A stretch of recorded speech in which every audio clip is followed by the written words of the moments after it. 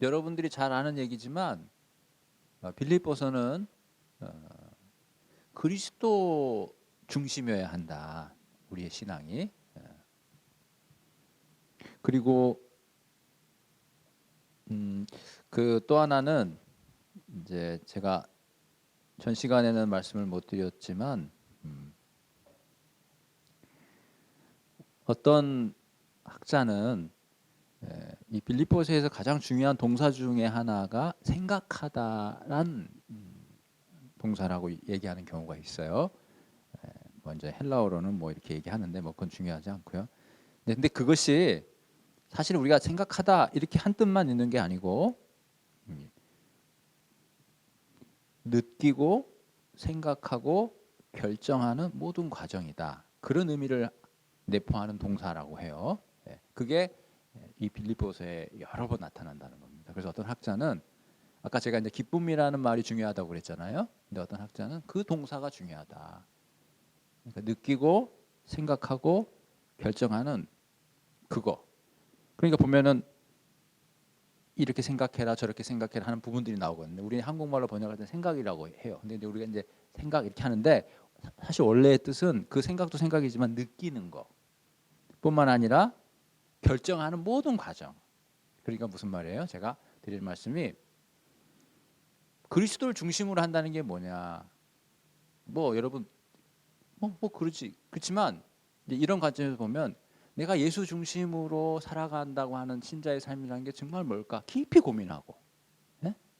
그리고 결정하고 이런 과정들이 필요하다는 거죠. 그래야 우리의 신앙이 한 목표를 향해 나아갈 수 있다라고 하는 부분을 이제 강조하는 것이다. 단순히 뭐 예수님이 우리의 뭐 구세주죠, 뭐 아멘 이러고 그냥 쑥 지나갈 문제가 아니고 정말 그러하다면 네가 삶 속에서 깊이 있게 생각해야 된다는 거죠. 삶의 정황 가운데서. 그리고 어떤 부분에 있어서는 결정도 해야 된다. 아, 그럼 내가 이렇게 해야 되겠구나. 이것이 주님을 우선으로 하는 삶이겠구나. 라고 하는 그런 부분들이 빌립보서의 강조점이다. 이렇게 이야기하는 경우도 있는데 여하튼 중요한 것은 그리스도가 중심이어야 한다. 그리스도가 표대여야 한다 하는 거죠. 자, 그러면 1장 1절 한번 보겠습니다. 자, 1장 1절부터 이제 같이 한번 본문을 볼게요. 자, 바울과 디모데를 이렇게 설명하죠. 그리스도 예수의 종이다. 바울과 디모데를 이렇게 설명. 그리스도 예수의 종이다. 그러니까 바울은 예수님을 따라가겠다는 거죠. 종이라고 하는 것은 그 주인을 따라가는 거 아니겠어요? 그래서 종된 바울은 빌립보에서 자기가 어떻게 생각하고 어떻게 살았는지를 나타내요. 여러분 읽어보셨지만 바울이 자기 얘기를 하지 않습니까? 대표적으로 자기가 예수님을 알고 난 다음부터는 다른 모든 걸 다 뭐요? 배설물로 여겼다 자기 얘기를 하잖아요. 그 전에 자기가 뭐 유대인으로 말하면 자기도 뭐 할 말이 많은 사람이고 그러니까 자기 얘기를 합니다. 그런 자기도 주님을 따라가기로 했다는 거예요. 그리고 그 중에 한 사람이 또 누구다? 디모데다, 디모데. 그래서 디모데에 대한 얘기도 나와요. 그 나오지 않습니까? 디모데에 대한 얘기도 나오고 에바브로디도에 대한 얘기도 나오고. 공통점이 있다면 다 뭐예요? 바울, 디모데, 에바브로디도 다 뭐예요? 예수님을 따라가는 삶을 살겠다라고 다짐한 사람들. 그리고 그 한복판에 누구에 대한 얘기가 나와요? 예수님에 대한 얘기가 나오잖아요. 예.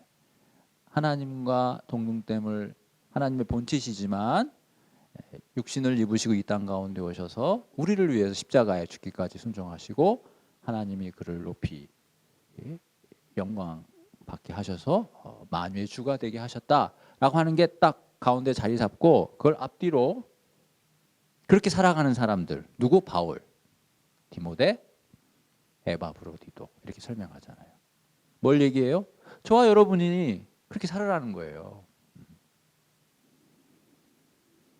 그 바울과 디모데가 편지를 썼다는 거죠. 사실 바울이 썼는데 이제 디모데라는 이름을 같이 지금 써주는 겁니다. 겁니다. 빌립보에 사는 성도. 그런데 빌립보에 사는 성도지만 그들은 동시에 또 어디 안에 있어요? 그리스도 안에 있죠. 이게 성도의 이중 소속이라고 할까요? 여러분, 우리가 이 땅 가운데 살죠.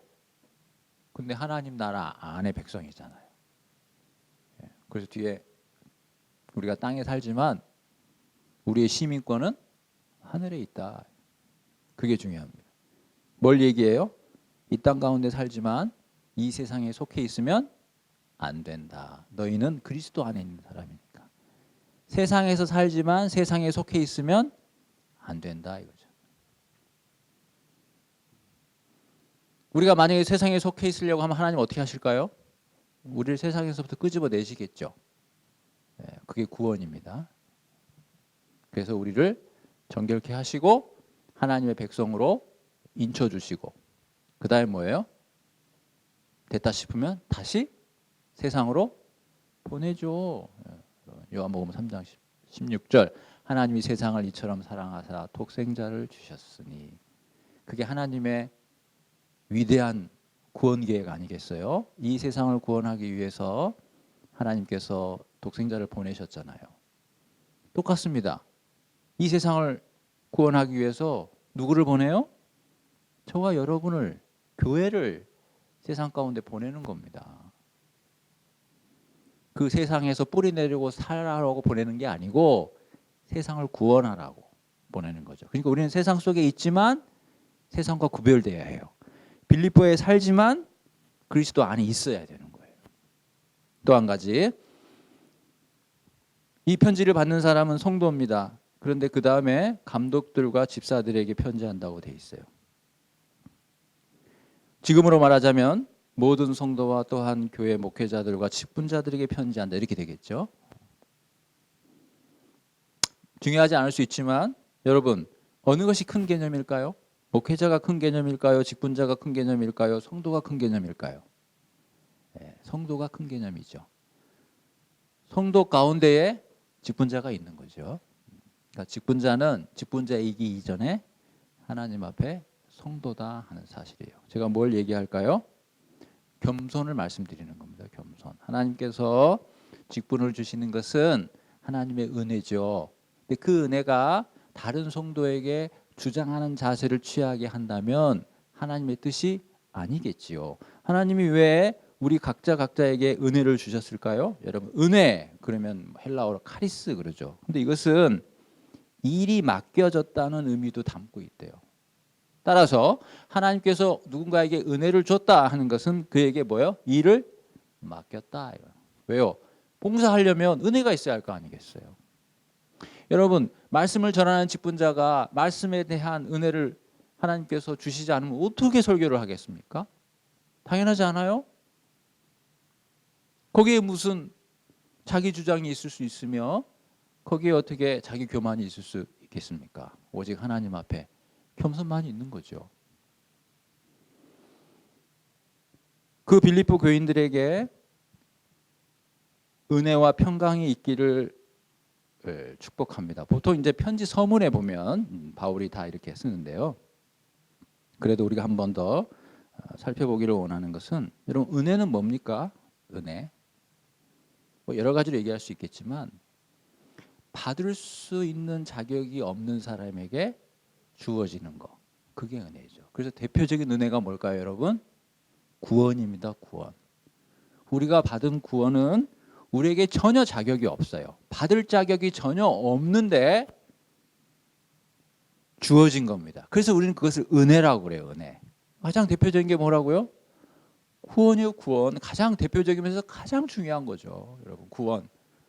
우리가 하나님의 자녀로 스스로 태어난 거, 거듭난 거, 중생한 거, 하나님 나라 백성 된 거, 엄청난 은혜지 않습니까? 이 은혜는 오로지 하나님으로부터 주어지는 거예요. 우리가 만들어내는 게 아닙니다. 여러분 동의하시죠? 자, 제가 이 말을 하는 이유는 그 다음 평강 때문에 그래요. 평강. 자, 바울은 상투적인 표현 같지만 너희들에게 은혜, 하나님의 은혜가 있기를 원한다.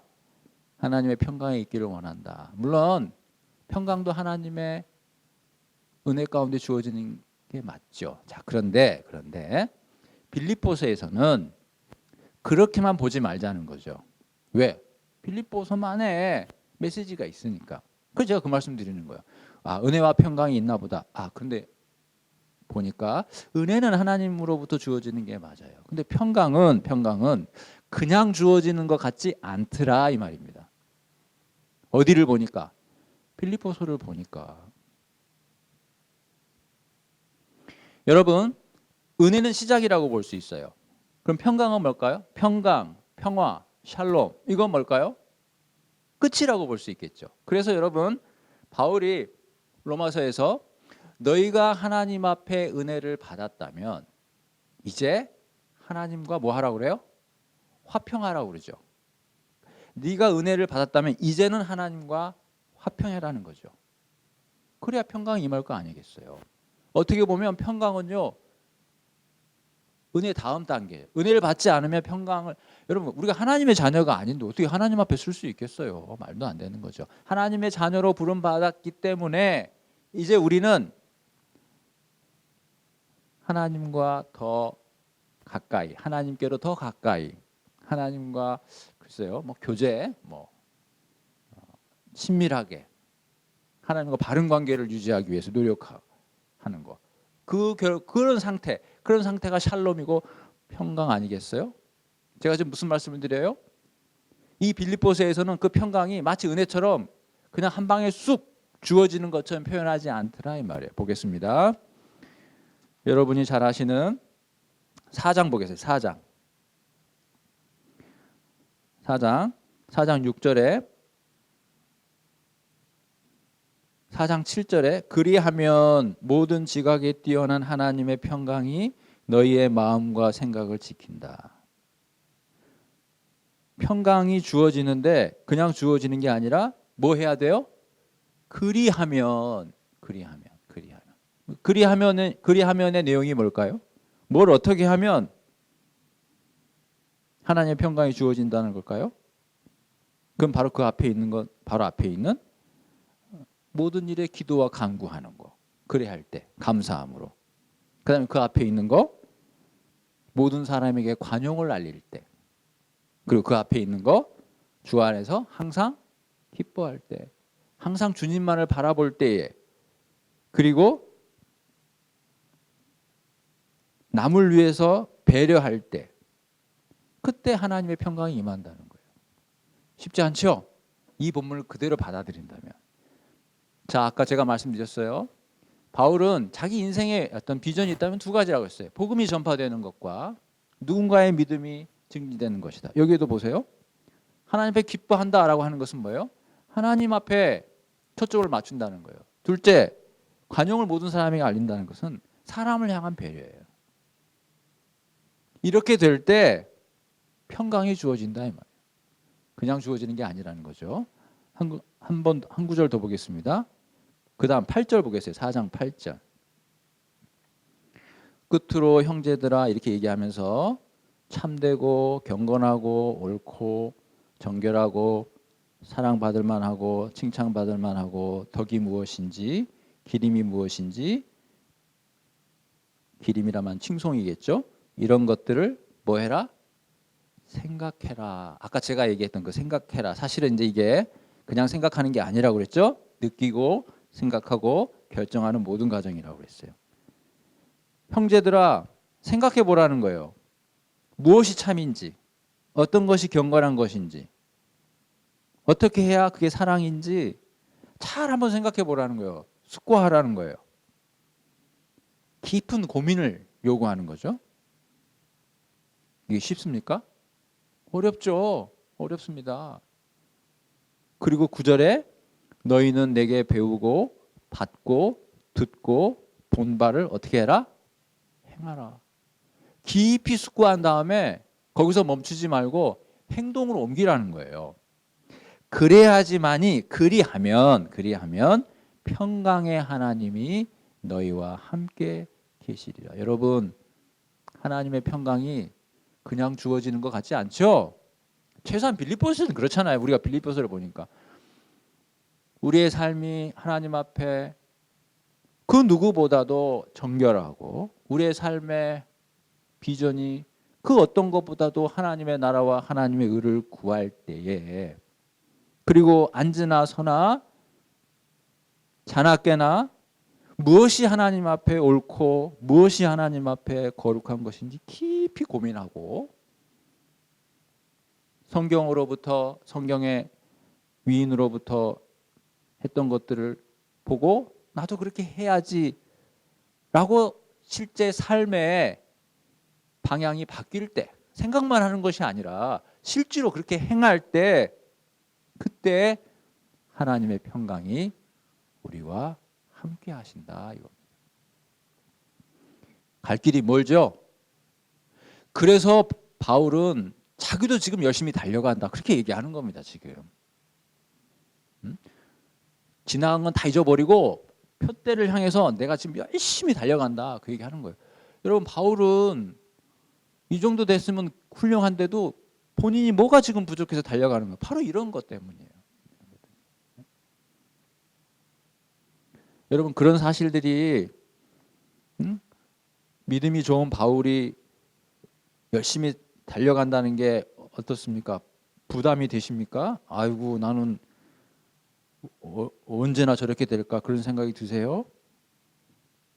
아닙니다. 여러분, 위로가 저는 된다고 생각해요. 왜냐하면 바울이 하나님 앞에 더 이상 도달할 수 없는 믿음에 다 도달했다고 한다 그러면 그럴 사람도 없겠지만 바울은 얼마나 그 남은 인생이 두렵겠어요. 왜? 다 이루었다는데. 이제 내려갈 일만 남은 거죠. 그렇죠. 그리고 사람이 살면서 하나님께서 인정하는 완벽한 믿음이라는 게 있을 수 있나 보다 라고 생각한다면 우리는 얼마나 절망이 되겠어요. 그런데 뭐예요? 바울이 나보다는 훨씬 낫지만 그래도 바울이나 나나 부족하기는 매한가지다 라고 하는 게 여러분 위로가 되지 않습니까? 예.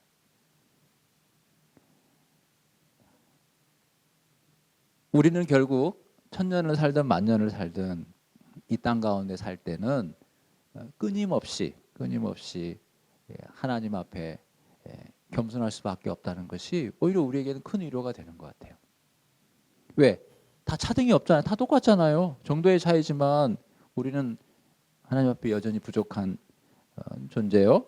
하나님의 은혜 없이는 살아갈 수 없는 존재라고 하는 것이 오히려 우리에게 위로가 되지 않습니까? 그러나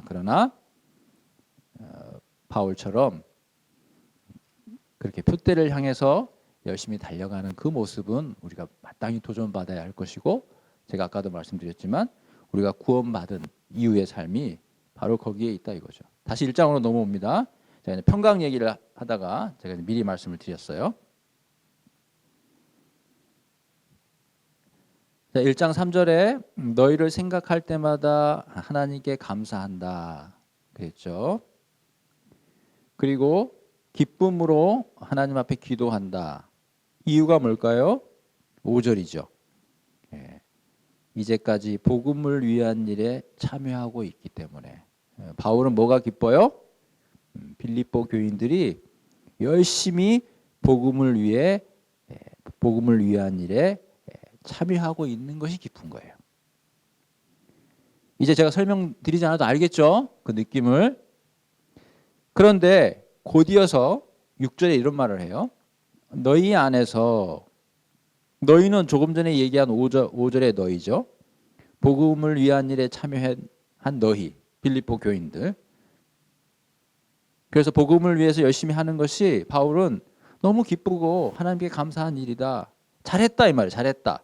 그런데 6절에 그것은 하나님께서 너희 안에서 시작한 일이다. 너희가 복음을 위한 일에 참여할 수 있는 것은 너희의 공로가 아니다 이 말이에요. 너희의 노력이 아니고 그것은 너희 안에서 하나님께서 착한 일을 시작하셨기 때문에 가능한 것이다. 하나님의 은혜라는 거죠. 그리고 더 나아가 그리스도 예수의 날까지 하나님께서 계속 이루어 가실 것이다. 자, 이 부분이 이제 빌립보서 4장까지 가면서 몇 차례 반복이 됩니다. 근데 우리가 다른 시간에도 얘기했지만 하나님의 은혜와 성도의 노력이라고 하는 게 부딪히지 않느냐. 하나님이 다 예정하셨으면 우리는 전도할 필요가 없지 않느냐. 그 얘기죠. 그렇지 않다는 거예요. 하나님이 다 예정하셨지만 우리는 때를 얻든지 못 얻든지 전도해야 되는 거예요. 여기 그러잖아요. 너희가 열심히 복음을 위해 참여해라. 급기야 바울은 뭐라고 그래요? 나도 지나간 일은 잊어버리고 표대를 향해 달려간다. 어떻게 보면 인간의 최선의 성도의 어떤 최선의 노력을 지금 독려하는 것 같아요. 맞죠? 그러면서 바로 한편에 그렇지만 그건 너의 공로가 아니야. 하나님의 은혜야. 바로 어떻게 보면 캄다운을 시키는 거죠. 내가 이런 사람이야. 교만하지 마세요. 그건 하나님의 은혜입니다. 또 얘기합니다. 그럼 어차피 하나님의 은혜면 내가 열심히 낼 필요가 뭐 있어요? 이런 얘기 하지 말라는 거예요. 여러분 그런 얘기 많이 들으셨을 거예요. 여러분 성경은 절대 모순되지 않습니다. 성경은 하나님께서 하신다. 근데 그 가운데에 우리의 역할이 있다는 거죠. 근데 그 역할이 나의 공로가 아니라 하나님의 은혜라는 거죠. 그러면 여러분 그걸 모순이라고 생각하시면 안 되고 이렇게 생각해야죠. 하나님의 은혜다. 무슨 말이에요? 여러분 예수님이 그렇게 얘기했죠. 너희들이 찬송하지 않으면 하나님이 이 돌들을 들어서라도 여호와를 찬송하게 한다. 여러분 하나님이 저와 여러분의 도움이 필요해서 저와 여러분을 쓰시겠다는 거예요? 그거 아니라는 거예요. 하나님은 그냥 하실 수 있어요. 그런데 그 가운데에 우리에게 그 영광을 주시기 위해서 또 말씀드립니다. 하나님이 이겨놓은 싸움에 우리의 영광을 주시기 위해서 그 싸움에 동참하라고 기회를 주시는 거예요. 그러니까 열심을 내는 것이 마치 내 헌신과 노력이 그 일에 대한 어떤 결정적인 수단이기 때문이 아니라 하나님이 다 하시는데 그 가운데에 우리에게 그 영광을 주시는 것이다. 그러니까 감사할 일이죠. 고마운 일이죠. 또 얘기합니다마는 예수님이 6월절에 그 방을 6월절에 만찬에 방을 구할 때 뭐라고 그래요? 쓰시겠다 하라 그래요. 쓰시겠다 하라. 그러니까 다른 방을 쓰실 수도 있는데 다른 나귀를 쓰실 수도 있는데 제 방을 써주니 제 나귀를 써주니 너무나 고맙고 감사한 거죠. 바로 그런 부분입니다. 그런 부분에 있어서의 우리가 하나님 앞에 복음을 위해서 우리가 헌신하고 노력한다면 그건 내 노력이기 이전에 노력이 아니라고 그랬죠. 하나님의 은혜다. 나를 사용하시는 하나님의 은혜다 이거죠. 명확하게 6절에 그것은 하나님께서 하신 일이다. 언제까지? 그리스도 예수의 날까지. 그러면 질문이 생기죠. 하나님께서 우리에게 선한 일을 시작하시고 우리를 구원하시고 그리스도의 날까지 우리를 이끌어 가셔요. 그러니까 성화의 길로, 영화의 길로 우리를 붙드시고 이끌어 가셔요. 자, 하나님은 어떻게 하실지를 알았어요. 그러면 대번의 질문이 나오죠. 그럼 나는 어떻게 해야 할까? 나는 어떻게 반응해야 할까? 그게 우리의 숙제겠죠.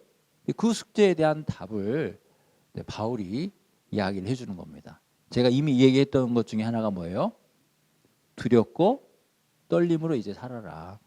네가 구원받았지? 이제 하나님께서 널 이끌어 가실 거야. 왜 두렵고 떨어야 돼요? 여러분 하나님이 우리를 이끌고 간다고 했을 때 우리에게 어떤 것이 전제돼요? 우리가 구별되어 있어야 돼요. 하나님께서 사람을 쓰시든 하나님께서 물건을 쓰시든 이 구약 얘기입니다. 레위기 얘기예요.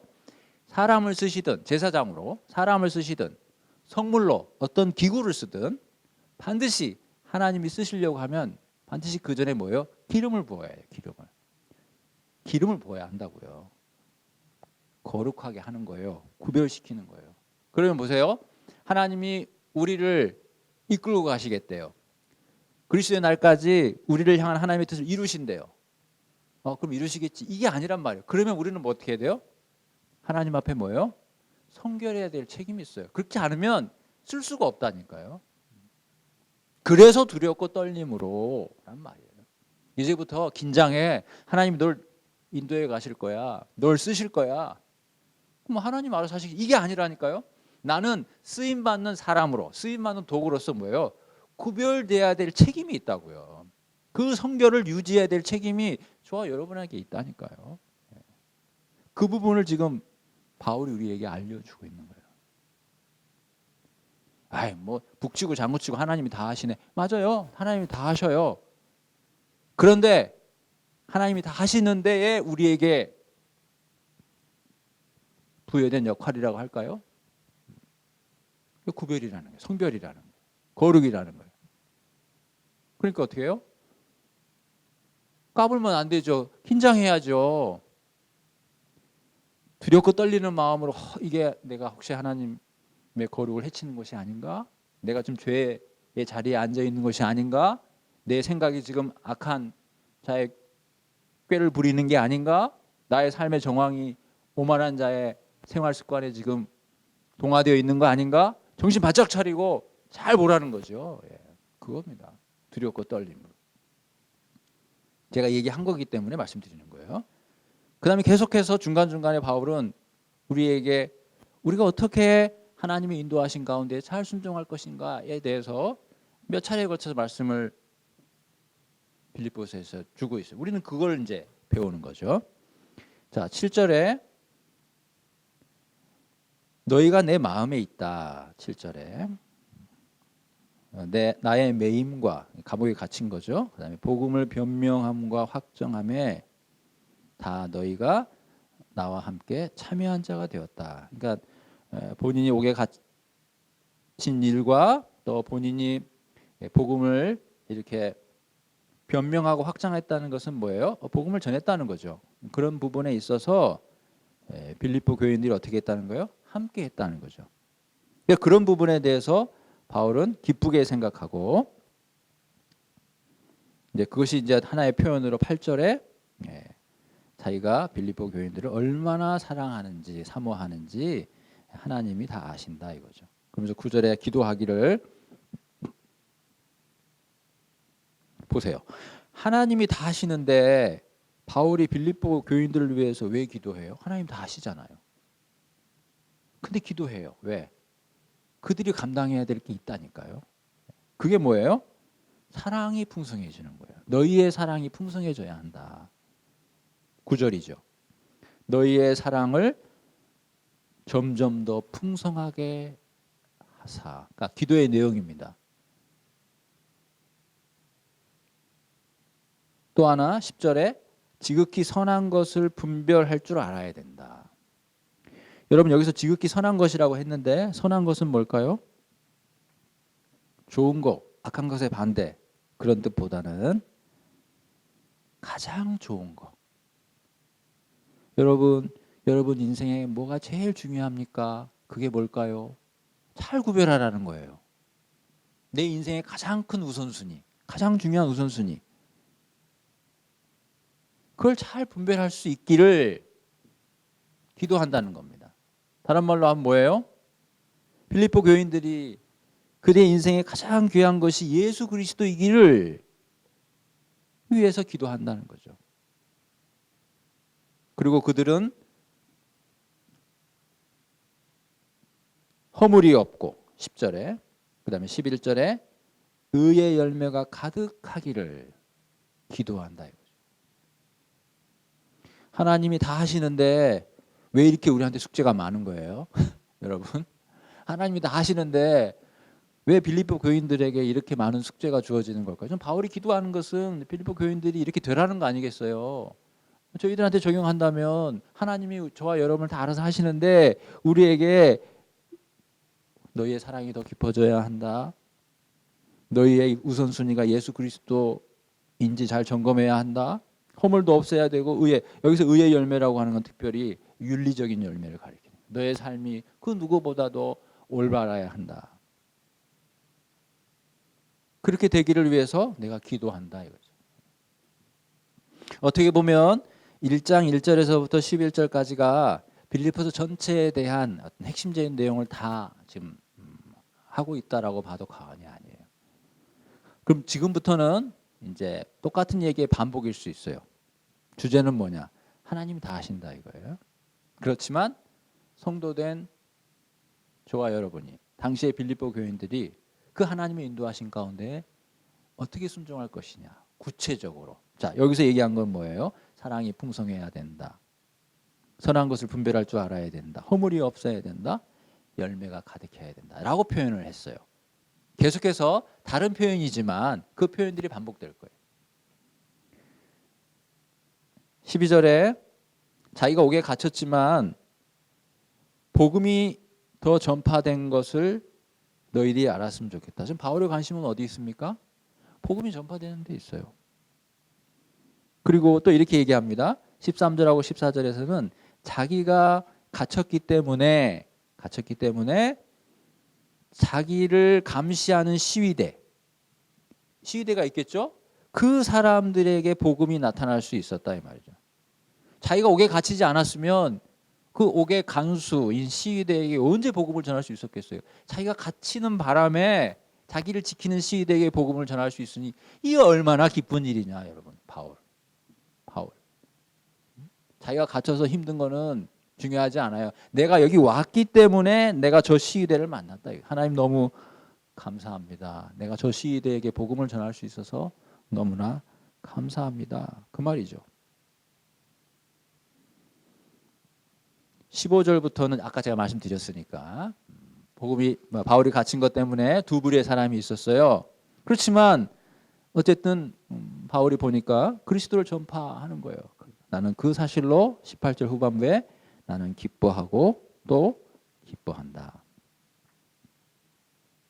바울은 성령의 도우심으로 19절에 성령의 도우심으로 또 빌립보 교인들의 간구로 그가 구원에 이르게 될 줄을 알아요. 이 구원이라고 하는 것은 1차적으로 감옥에서 풀려나는 것일 수도 있겠죠. 그런데 문맥을 보면 죽는 얘기도 하는 것을 봐서는 어떠한 판결이 날지 바울은 예측할 수 없어요. 그러나 궁극적으로 하나님께서 자기를 구원에 이르게 할 것이라는 것은 분명히 알고 있는 거죠. 자기의 생이 이 감옥에서 끝날지 이 감옥에서 나와서 다시 이어질지는 누구 손에 달렸다? 하나님 손에 달렸다. 바울은 그런 면에서 이래도 괜찮고 저래도 괜찮다 이거예요. 그 뜻입니다. 그 20절에 바울은 본인이 간절한 기대가 있고 소망이 있어요. 여러분, 바울은 무슨 기대와 무슨 소망이 있을까요? 뻔하죠. 복음이 널리 전파되는 것에 대한 기대가 있고요. 소망이 있다면 본인이 언젠가 하나님 앞에 주님처럼 부활하게 될 거에 대한 소망이 있을 거예요. 천국에 대한 소망이 있을 거예요. 자, 그래서 20절에 그래서 바울은 아무 일에든지 부끄러워하지 아니하려고 노력해요. 자, 부끄러워하지 않는단 말은 하나님 앞에 담대한단 말이에요. 이해되시죠, 여러분? 여러분, 하나님 앞에 담대하려면 찝찝한 게 없어야죠. 하나님 앞에 숨기는 죄악이 없어야죠. 그겁니다. 하나님 앞에 담대히 서려면 하나님 앞에 부끄러운 게 없어야 해요. 여러분, 지금 바울은 뭘 얘기합니까? 내가 좀 죽을 수도 있겠다. 그런데 자기가 좀 중요하게 생각하는 것은 결국 내가 하나님 앞에 쓴다 이거죠. 왜? 그것이 소망이니까. 그게 분명하기 때문에 나는 어떤 일에든지 아무 일에든지 절대 부끄러워하지 않으려고 나는 애를 쓴다 이거죠.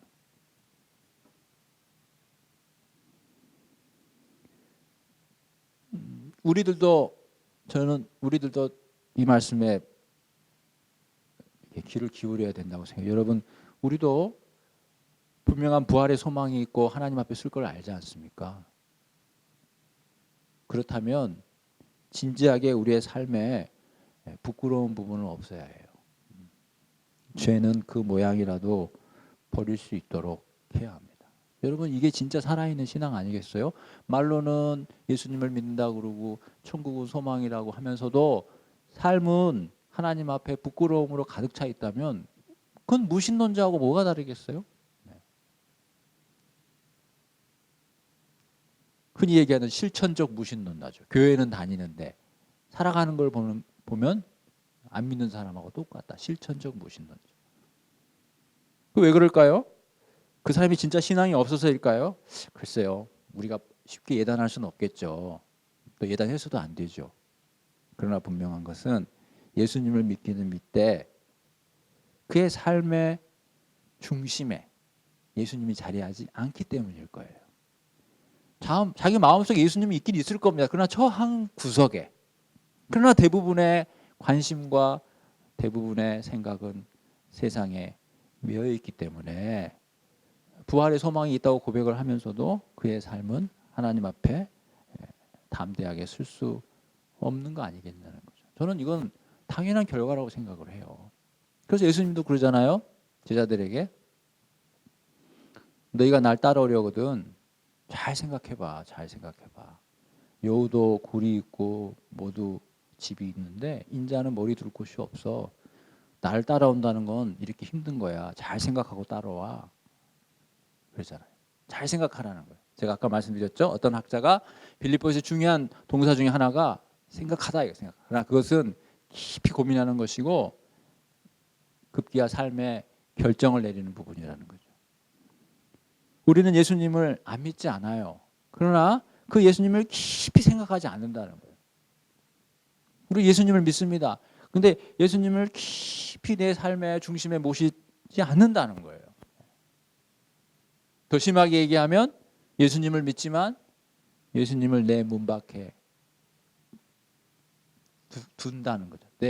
내 문을 두드리는 예수님에게 내 문을 열지 않는다는 거죠. 다 좋은데 하나님 내 삶의 이 부분만큼은 건드리지 마세요. 다 좋은데 내가 이것만큼은 양보할 수 없어요. 다 좋은데 내 취미생활만큼은 양보할 수 없어요. 마찬가지입니다. 다 예수님을 자기 중심에 모시지 않은 사람들의 변명이에요. 우리는 빌립보서를 읽으면서 사도 바울이 그렇게 주장하는 예수 그리스도가 우선이다라고 하는 그 목소리를 들으면서 우리가 다 아는 얘기죠. 근데 또 얘기합니다. 몰라서가 아니지 않냐는 거예요. 그걸 깊이 생각하라는 거예요. 깊이. 우리의 삶 속에서 깊이 내 예수님을 중심으로 살아가야 된다는 그 사실에 대해서. 그럴 때 우리는 바울처럼 하나님 앞에 부끄러워하지 않은 삶을 살고자 결단하게 될 것입니다. 그게 바울의 신앙이죠. 21절부터 24절까지는 제가 아까 말씀을 드렸습니다. 25절도 제가 말씀을 드렸어요. 여기서 중요한 것은 뭐예요? 너희 믿음의 진보와 기쁨이에요. 바울의 관심은 빌립보 교인들의 믿음이 자라나는 데 있어요. 자, 26절에 보겠습니다. 내가 다시 너희와 같이 있으므로. 그러니까 바울이 지금 감옥에 있지만 내가 만약에 풀려나게 되어서 아까도 말씀드렸죠. 바울은 내가 사는 것이 너희를 위해서 유익이다. 그럼 어떤 면에서 유익이에요? 내가 너희와 함께 할 거다. 함께 하면 뭐가 유익이에요? 내가 너희와 함께 하면 너희의 믿음이 자라날 거라는 거예요. 여러분, 이렇게 자신할 수 있어요? 내가 누구를 만나면 그 사람이 나 때문에 믿음이 커질 거야. 이렇게 자신할 수 있어요? 여러분, 도전되시기를 바라요. 누가 나를 만나면 그 사람 복음 들을 수 있어. 누가 나를 만나고 교제하면 그 사람의 믿음이 자라날 거야. 이렇게 우리가 하나님 앞에 자신할 수 있을까요? 우리가 그런 믿음으로 성장해야 하지 않을까요? 바울은요, 자신감 있게 얘기해요. 내가 이 감옥에서 나가서 너희와 같이 있으면 너희의 자랑이 풍성해질 거라는 거예요. 너희의 자랑이. 누구 때문에? 나로 말미암아. 대단한 자신감 아닙니까? 그래서 바울은 생각하는 거예요. 내가 죽는 것도 좋지만 내가 너희 믿음을 위해서는 내가 살아야 되겠다. 여러분 이렇게 살아야죠. 우리도 똑같은 성도인데 바울도 이방인의 사도이기에 앞서 성도 아니에요? 예? 우리도 성도잖아요. 예. 우리도 바울처럼 살 수 없어요? 저는 살 수 있다고 생각하는데. 자, 26절에 너희의 자랑. 빌립보 교인들이 자랑을 했다는 거예요. 뭘 자랑했을까요? 전 너무 궁금했어요.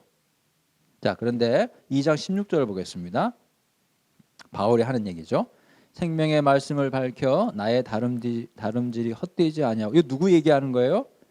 빌립보 교인들을 얘기하는 거예요. 2장 12절에 두렵고 떨림으로 너희를 구원을 이루라고 그랬잖아요. 이건 빌립보 교인들에 향한 바울의 이야기입니다. 그러면서 2장 14절에 모든 일을 원망과 시비가 없이 하라 하면서 16절에 생명의 말씀을 밝혀 혹은 붙들어 나의 다름질이 헛되지 않도록. 뭐예요? 바울이 열심히 가르쳤잖아요. 그러니까 그것이 헛되지 않으려면 너희의 믿음이 자라나야 되잖아요. 그래서 내 수고가 헛되지 아니하기를 바란다는 거예요. 그래서 언젠가, 그 언젠가가 언제예요? 그리스도의 날에. 그리스도의 날에 내가 자랑할 것이 있었으면 좋겠다. 자, 보세요. 여기서 바울은 미리 지금 2장 16절을 봤습니다. 바울은 뭘 자랑하는 거예요? 그리스도의 날에 바울은 뭘 자랑하고 싶어 하는 거예요, 지금? 그리스도의 날에 바울의 자랑거리는 뭡니까? 제 질문을 아시겠어요? 예. 제가 질문하고 제가 대답할게요. 바울의 자랑거리는 빌립보 교인들이에요. 빌립보 교인들. 하나님 앞에서 빌립보 교인들 자랑하고 싶은 거예요. 제가 열심히 목회하고 열심히 다름질하고 열심히 수고를 했더니요. 하나님, 이 사람들이 이렇게 하나님 앞에 믿음의 사람이 되었어요. 이렇게 순전하고 이렇게 흠이 없는 자녀가 되었습니다. 세상에 빛들로 나타났고 생명의 말씀을 밝히는 사람으로 성장했어요. 하나님, 이게 저의 자랑입니다. 이거 아닙니까? 멋있죠? 네.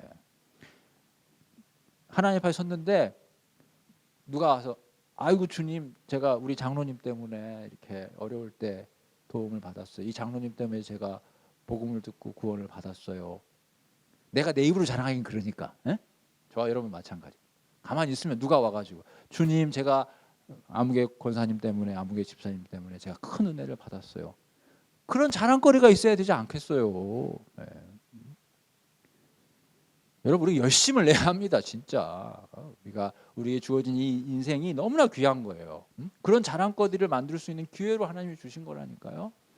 날 위해서 살으라고 준 시간들이 아니에요. 내가 하고 싶은 거 하라고, 내가 좋아하는 대로, 내 인생은 나의 것이라고 주어지는 게 아니라니까요. 말이 안 되잖아요. 내가 사는 것은 내가 아니라며요.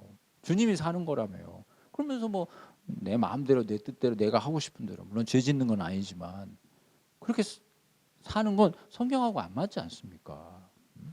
나는 온데간데 없고 난 주님만, 나는 온데간데 없고 내가 섬긴 그 누군가의 구원받은 영혼과 그 영혼의 성장된 믿음과 그것만이 남는 거죠. 그게 영원한 거 아니겠어요? 이 세상은 다 지나가는 거고 영원한 건 뭐야? 하나님의 말씀, 그 말씀대로 살았던 사람들만 영원하잖아요. 하나님 앞에 섰을 때 뭐가 남겠습니까? 내가 섬겼던 사람들, 그들이 하나님 앞에 남겠죠. 그리고 그들이 증언하겠죠. 내가 이분 때문에 예수 믿었다. 내가 이분 때문에 참 어려울 때 삶의 희망을 잃었는데 삶의 희망을 얻게 됐다. 내가 참 배고플 때 이분이 참 나에게 도움을 주었다. 여러분, 그 얘기하는 그 얘기. 그리스도의 날에 바울은 자랑거리가 있을 거라는 거예요. 누굴 얘기합니까? 자기가 섬겼던 빌립보 성도들을 얘기하는 거잖아요. 네? 좋아요, 여러분. 생각이 바뀌시기를 바라요. 인생에 이 표대가 물론 잘 살아오셨겠지만 정말 중요한 부분 아니겠습니까? 고린도 전서에 있는 것처럼 공력은 다 불타 없어지고 불 가운데서 받은 구원, 나 하나 간신히 하나님 앞에 구원받아 서서, 물론 그것도 귀하죠. 귀하죠. 여러분, 똑같은 한 번의 인생이잖아요. 성도로서. 또 얘기합니다. 다니엘서 12장 3절에 지혜로운 자는 하늘의 별처럼 빛날 것이고 많은 사람을 주께로 돌아오게 한 자는 궁창의 빛처럼 영원토록 빛나리라고 그러죠. 예. 반대로 했네요. 지혜로운 자는 궁창의 빛과 같이 빛날 것이고 많은 사람을 옳은 대로 돌아오는 자는 별과 같이 영원토록 빛나리라. 예. 그런데 다시 앞으로 돌아와서 아까 봤던 1장 26절에 너희의 자랑, 이 자랑은 뭘까? 바울의 자랑은 제가 알겠어요. 바울의 자랑은 알겠는데 바울 때문에 생기는 그들의 자랑은 뭘까? 여기 그리 되어 있잖아. 너희 자랑이 나로 말미암아 풍성하게 될 것이다. 그래서 내가 오래 살아야 돼. 내가 너희에게 믿음이 진보되도록 내가 도와줄 거거든. 분명히 너희들은 나 때문에 자랑거리가 많을 거야. 너희의 자랑이 뭘까? 제가 관심을 가지고 막 책을 찾아보는데 이걸 설명해 주는 책이 없네. 그래서 제가 이제 제 나름대로 이 문맥을 보면서 생각해 본 거는 보십시오. 분명한 것은 이 자랑은 바울이 했던 그런 자랑은 아닌 것 같아요. 그러죠? 지금 바울은 지금 빌립보인 교회가 자기의 자랑거리잖아요. 그러면 그렇게 되려면 빌립보인 교회가 또 누구를 전도를 해서 그게 자랑거리가 돼야 되잖아요. 그런 것 같지는 않고 문맥을 보면 25절에 너희 믿음이 진보됐다. 그러니까 그거예요. 사도 바울 선생님 때문에 하나님 저희 믿음이 자라났어요. 내가 더 하나님을 알게 됐어요. 이게 자랑거리가 돼야 한대요? 되지요. 그러나 사도 바울의 자랑거리하고는 클래스가 다르죠. 제가 그 말씀을 드리려고 그래요. 우리가 하나님 앞에 은혜 받은 거 자랑거리죠. 하나님 너무 감사합니다. 제가 이렇게 믿음이 자라났어요. 자랑거리죠. 그러나 거기에 머무르지 말고 그 자랑거리가 바울의 자랑거리가 돼야죠. 바울 같은 자랑거리. 내 믿음이 자라나는 거 그건 물론이지만 나 때문에 누군가의 믿음이 자라났다는 것이, 나 때문에 누군가의 영혼이 구원받았다는 것이 그게 진짜 자랑거리 아니겠냐 이거죠. 또 얘기합니다. 그러려면 내 믿음이 커야죠. 그렇지 않습니까? 이렇게 바울처럼 내가 가면 반드시 너희 믿음은 자라난다. 이런 자신감이 있어야죠. 그러니까 저와 여러분이 더 열심히 말씀과 기도로 하나님 앞에 훈련 받으셔야 되지 않겠습니까? 이게 거저 되겠습니까? 여러분, 한 영혼이 돌아오는 것은 온 천하를 얻는 것보다 귀하다고 그랬는데, 여러분, 내가 한 영혼을 주께로 인도하고 그가 하나님 앞에 잘 자랄 수 있도록 물심양면으로 격려하고 말씀으로 가르치고 인간적인 사랑으로 돌봐주고 하는 게 이게 보통 일이에요. 근데 그렇게 열매가 맺으려면 내 안에 얼마나 많은 하나님의 은혜가 있어야 될까요? 얼마나 많은 배려심이 있어야 될까요? 보통 일이 아니죠. 그러나 그만큼 귀한 일이다. 단 한 사람이라도 주께로 돌아오게 할 수만 있다면. 근데 우리는 욕심을 내어서 다니엘서 12장 3절에 있는 것처럼 많은 사람을 주께로 돌아오게 하는데 목표를 삼아야 되지 않겠습니까? 자, 27절은 새로운 국면에 들어갑니다. 잘 보세요. 27절도 중요한 본문인데요. 30절까지만 하고 잠깐 쉬겠습니다. 자, 그래 놓고 오직 너희는 그리스도의 복음에 합당하게 생활하라. 자, 또 얘기합니다. 여러분, 구원은 하나님께서 이루시고 예수 그리스도 날까지 우리를 인도하셔요. 그렇지만 우리에게 주어진 일들이 있다고 그랬죠. 그 일들에 대한 표현이 아까 1장 7절에서 11절까지도 얘기했지만 여기서는 이런 표현을 써요.